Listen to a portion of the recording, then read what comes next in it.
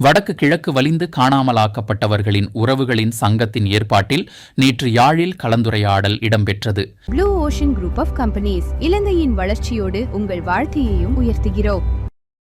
எதிர்வரும் ஆகஸ்ட் 30 சர்வதேச வலிந்து காணாமலாக்கப்பட்டோர் தினத்தை முன்னிட்டு யாழ்ப்பாணம் தந்தை செல்வா அரங்கில் சர்வதேச மாநாடு ஒன்றினை வடக்கு கிழக்கு மாகாணங்களின் வலிந்து காணாமலாக்கப்பட்டவர்களின் உறவுகளின் சங்கம் ஏற்பாடு செய்துள்ளது.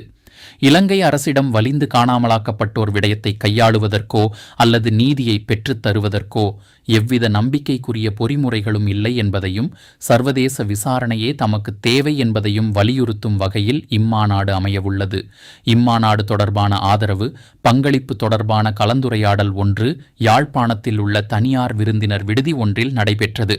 குறித்த கலந்துரையாடலில் நாடாளுமன்ற உறுப்பினர்களான கஜேந்திரகுமார் பொன்னம்பலம், சிவஞானம் சிறிதரன், முன்னாள் நாடாளுமன்ற உறுப்பினர் செல்வராசா கஜேந்திரன், சிவகுரு ஆதீன குரு முதல்வர் தவத்திரு வேலன் சுவாமிகள், சட்டத்தரணி ந காண்டீபன், வலிகாமம் கிழக்கு பிரதேச சபை தவிசாளர் தியாகராஜா நிரோஸ் உள்ளிட்ட பலர் கலந்து கொண்டனர்.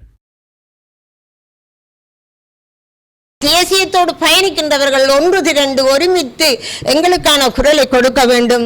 எங்களுக்கான நீதியை பெற்று தரும் வரை எங்களுடைய நாங்கள் இன்றைக்கு 450 பேருக்கு மேலே நாங்கள் எங்களுடைய உறவுகள் மரணித்து விட்டார்கள், தவறிவிட்டார்கள். எங்களோடு இருந்து தங்களுடைய பிள்ளைகளை கணவன்மார உறவுகளை தேடியவர்கள். ஆகவே அவர்களுக்கான நீதியை பெற்றுக் கொடுக்கிற தாய்மார்களாகவும் சகோதரர்களாகவும் உறவுகளாகவும் நீங்களும் எங்களோடு சேர்ந்து பயணிக்க வேண்டும் என்பதையும் இந்த இடத்திலே கேட்டு நிற்கின்றேன்.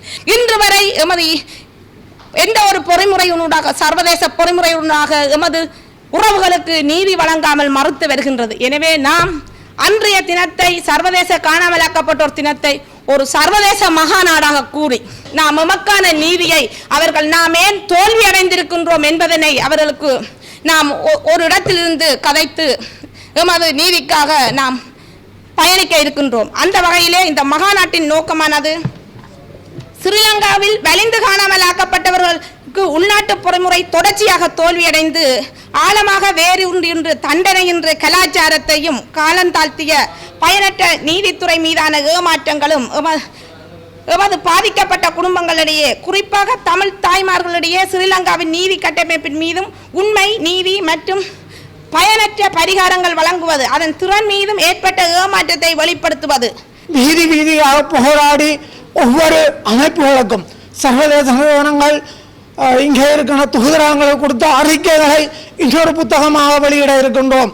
இதுவரையும் கொடுத்த புத்தகங்களை அனைத்தும் சர்வதேச நிறுவனங்களுக்கும் இங்கே இருப்பவர்களுக்கும் நாங்கள் கொடுப்பதற்கு இருக்கின்றோம். அதே போன்று இந்த புத்தகங்களை எங்களுக்கு ஆதரவு வேறு நாடுகளிலும் வெளியிடுவதற்கு அந்த ஆதரவை கோரி நிற்கின்றோம்.